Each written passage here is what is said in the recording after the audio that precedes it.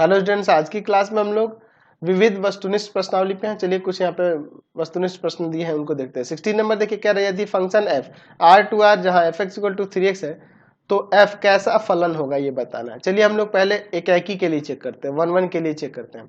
मान लेते हैं यहाँ पे कि f(x1) बराबर है f(x2) के for all x1 x2 belongs to real number, इसके डोमेन से। चलिए तो यहाँ पे आ जाएगा 3x1 और इधर हो जाएगा 3x2, यानी कि यहाँ से x1 इक्वल टू क्या आ जाएगा x2।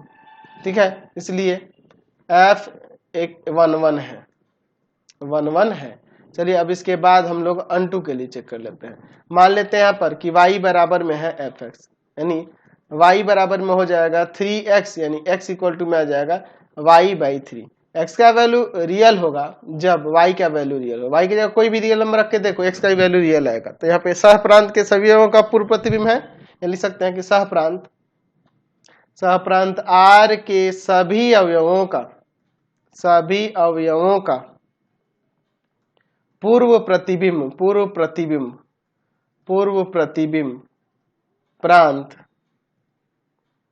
प्रांत R में है, इसलिए f अनटू है। तो एकाकी भी है और आच्छादक भी है, 1 1 अनटू दोनों है, 1 1 अनटू दोनों है, यानी कि a नंबर हो जाएगा। क्वेश्चन नंबर 17 देखिए, माना समुच्चय में n अवयव हैं तो किसी बाइजेक्टिव फलन a से a पर परिभाषित हो सकते हैं। कितने बाइजेक्टिव फलन हो सकते हैं? देखिए यहाँ पे समझिए, a सेट में एलिमेंट है n, 1 2 3 4 5 ऐसे करके n तक है।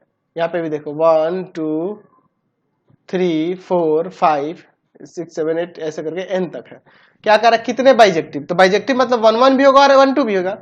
तो हम लोग मान लीजिए एक को इसमें से किसी से भी मिला सकते हैं, दो को उसको छोड़ के, जिस मान लीजिए एक को एक से मिला या दो से मिला या तीन से, अब इसको छोड़कर किसी अन्य से दो को मिलाएंगे, तीन को किसी अन्य से मिलाएंगे, ऐसे करके भिन्न भिन्न अवयव को भिन्न भिन्न प्रतिबिंबों के से साथ एरो डायग्राम में से मिलाएंगे। तो हम लोग क्या देख रहे हैं कि n असमान इन संख्या n असमान वस्तुओं को हम लोग क्या करें, n स्थानों पर एक तरह से कह सकते हैं कि सजा रहे हैं।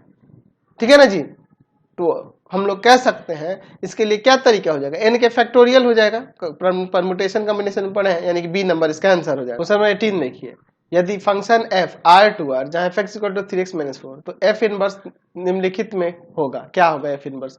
चलिए देखते हैं हम लोग यहाँ पे क्या करेंगे। माना y इक्वल टू में fx, ऐसे नहीं इनवर्स निकालेंगे, y इक्वल टू में 3x - 4, यहाँ से x का वैल्यू निकालते हैं, y प्लस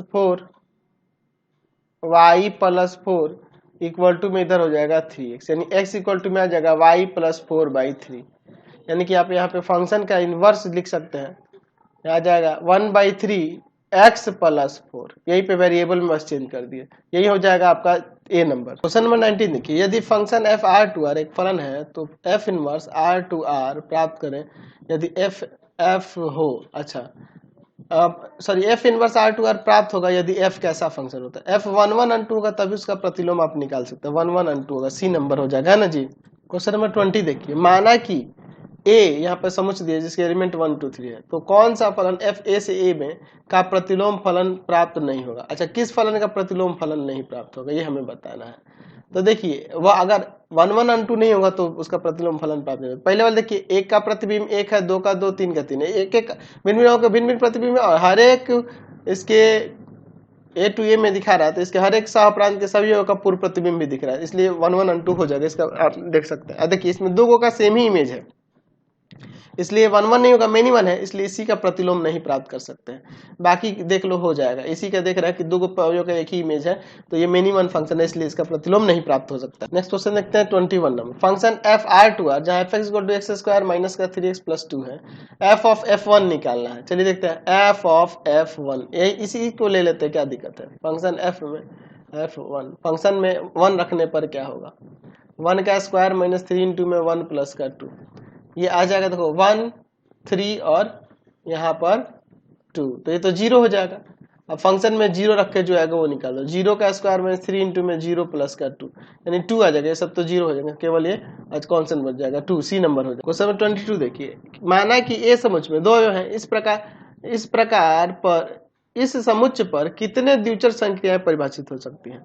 तो हम लोग जानते हैं कि द्विचर संक्रियाओं की संख्या जो होती है, हमने बताया कि n का पावर n स्क्वायर, मैंने बता रखा फॉर्मूला, जितने अवयव होंगे तो a में कितने अवयव हैं, 2 अवयव है, यानी हो जाएगा 2 का पावर 2 स्क्वायर, यानी आ जाएगा 2 का पावर 4, यानी 16 हो जाएंगे द्विचर संक्रियाओं की संख्या। समझ गए? बताया ना कि ये भी फलन ही होता है, तो उसके लिए मैंने बनाया कि समुच्चय पर फलनों की संख्या जो होती है n का पावर n स्क्वायर होती है, तो वही द्विचर संक्रियाओं की भी संख्या हो जाएगी। नेक्स्ट क्वेश्चन देखिए 23 में, वास्तविक संख्याओं के समुच्चय R पर द्विचर संक्रिया स्टार इस प्रकार परिभाषित है कि a और b का ऑपरेशन 1/2a + b है।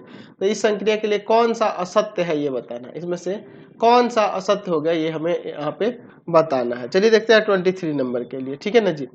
चलिए तो अब यहाँ पर हम लोग देख रहे हैं, पहला क्रम विनिमय के लिए देख लेते हैं। a ऑपरेशन b करेंगे तो 1/2a + b आएगा। अच्छा, अगर b ऑपरेशन a करेंगे तो 1/2b + a आएगा। तो हम लोग इसको a + b भी लिख सकते हैं, कोई दिक्कत नहीं है, क्योंकि यहाँ a और b क्या है, वास्तविक संख्या, और वास्तविक संख्याओं का वास्तविक संख्या क्रम विनिमय नियम के योग का क्रम विनिमय नियम फॉलो करती हैं, ठीक है ना। क्रम विनिमय नियम से हुआ, क्रम विनिमय नियम से ये हो गया, ठीक है ना जी। तो इसलिए a ऑपरेशन b तो बराबर हो जाएगा b ऑपरेशन a के, तो क्रम विनिमय है, क्रम विनिमय है।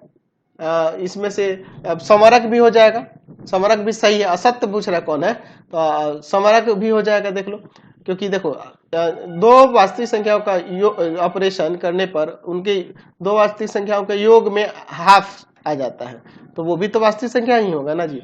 अगर a और b वास्तविक संख्याएं हो तो इनके बीच का जो ऑपरेशन करने पे आ रहा है 1/2a + b, ये भी तो वास्तविक संख्या ही होगा, इसलिए समरक नियम को भी फॉलो करेंगे। अच्छा, साहचर्य के लिए देख लेते हैं, a operation b operation c, a operation 1/2b + c। अच्छा, इन दोनों का 1/2 a प्लस में 1/2b + c, यहाँ से आ जाएगा 1/2a 1/4b 1/4c, ऐसे ही लिख लेते हैं। अच्छा, दूसरा आप देखते हैं, हम लोग a operation b operation c करके देखते हैं, तो यानी 1/2a + b ऑपरेशन c, यानी 1/2a + b और प्लस का c। चलिए, तो आ जाएगा यहाँ पे क्या, 1/4a 1/4b और 1/2c, तो ये बराबर नहीं है, तो ये साहचर्य नियम कोई ना फॉलो नहीं कर रहा है ना जी। नेक्स्ट क्वेश्चन देखते हैं 24 में, संक्रिया स्टार जो दी गई है a और b के बीच संक्रिया कैसे हो रही है, उनके वर्गों के योग से परिभाषित हो रही है। तो हमें 1 ऑपरेशन 2 ऑपरेशन 5 बताना है क्या होगा। 1 और 2 का ऑपरेशन इनके वर्गों के योग के बराबर होगा, 4 1 5, 5 ऑपरेशन 5 इनके वर्गों के योग के बराबर होगा। 25 + 25 50 आ जाएगा, 50 ऑप्शन में है आपका डी नंबर। तो आज की क्लास में इतना, ये चैप्टर पूरी तरह से कंप्लीट हो गया। नेक्स्ट वीडियो में आगे देखेंगे। आपको हमारे 3 चैनलों को सब्सक्राइब करना होगा। पहला है path finder classes Chhapra, path finder classes Chhapra. दूसरा है आपके पास भारती भवन, भारती भवन रविकांत सर, रविकांत सर। और तीसरा चैनल है Ravikant sir, Ravikant sir RD Sharma solution, RD Sharma solution. तीनों चैनलों को सब्सक्राइब कर लेंगे। इससे रिलेटेड वीडियो के लिए सीधे डिस्क्रिप्शन में, इससे रिलेटेड नोट्स के लिए गूगल पे जाकर सर्च करेंगे www.ravikantsir.in, और यहाँ जाकर आप सभी क्लासेस के नोट्स उनके पीडीएफ को डाउनलोड कर सकते हैं, पढ़ सकते हैं। इंस्टाग्राम और फेसबुक पर जाकर पाथ फाइंडर क्लासेस छपरा को लाइक एंड फॉलो करना नहीं भूलेंगे। Thanks for watching the video.